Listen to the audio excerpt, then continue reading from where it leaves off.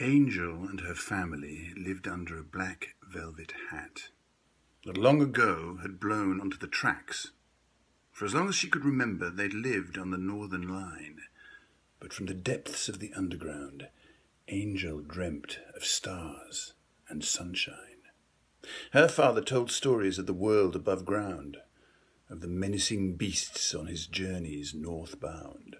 He made Angel promise to never venture out there. London, he said, is full of troubles and nightmares.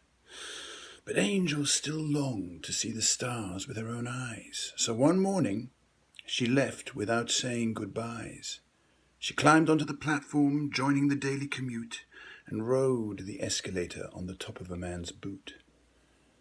She hurried out of the station into dazzling sunlight, to be greeted by a blast that gave her a fright. A wild-looking man wearing a skirt with stripes was blowing a song from a bag and some pipes. A sea of grey birds stretched out across the square, some missing a foot, their wings tatty and threadbare. "Hello," shouted Angel, staring wide-eyed. "Coo," in unison, the grey birds replied. "Where are the stars?" Angel thought out loud. "I'll show you, little mouse," an alley cat meowed. "Just come over here and jump into my jaws." But Angel knew better than to go near those razor-sharp claws. She scampered away, but was stopped by a tweet. On the tree above there stood a parakeet. "I'm looking for the stars," she shouted as the bird took flight. "Then all you need to do is to wait for the night." "And what is the night, and where should I wait? And what if the night turns up too late? How will I know there are really the stars?" But her only response was a rumble of cars. Down jumped a squirrel, fluffy and grey. He heard Angel's despair and thought he should say, "Find Mr. Fox, he knows the night well. He lives by the bins at the back of the hotel." Angel went searching and crept round the back of the Ritz. She found Mr. Scoff. She found Mr. Fox scoffing titbits. She questioned him bravely, and he pointed to a crane. And without another word, he returned to his chow mein. She gazed up at the crane, looming yellow and tall. Never had Angel felt so small. She took a deep breath and started her ascent to the top, and never looked down, too scared she might drop. As she picked her way up, it became hard to see her way. The darkness drew in, and the crane started to sway. Feeling lonely and scared, she wished she could turn around. She sobbed to herself, "I miss the underground."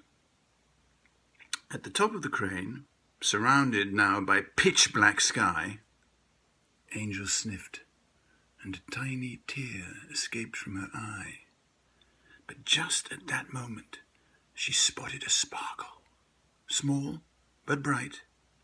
It cut through dark and shone through the night. And the sparkles multiplied until there were millions. Angel counted each one, and she thought there might be a squillion. They twinkled and glowed and spangled and shone, and some of them formed the shape of a swan.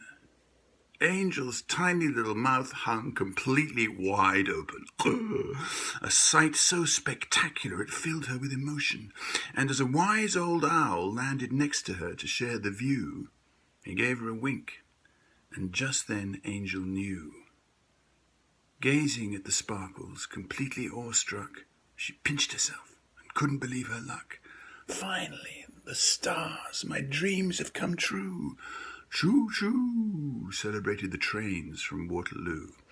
Now Owl checked his pocket watch. It was time to go home. And on top of his wings, she soared high over St. Paul's Dome.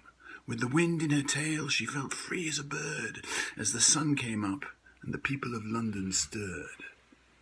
As they reached the familiar entrance of Angel Station, she scurried under the barrier with delight and elation. Pleased to be home, her tummy was rumbling. She snuck back into the hat as her parents lay slumbering.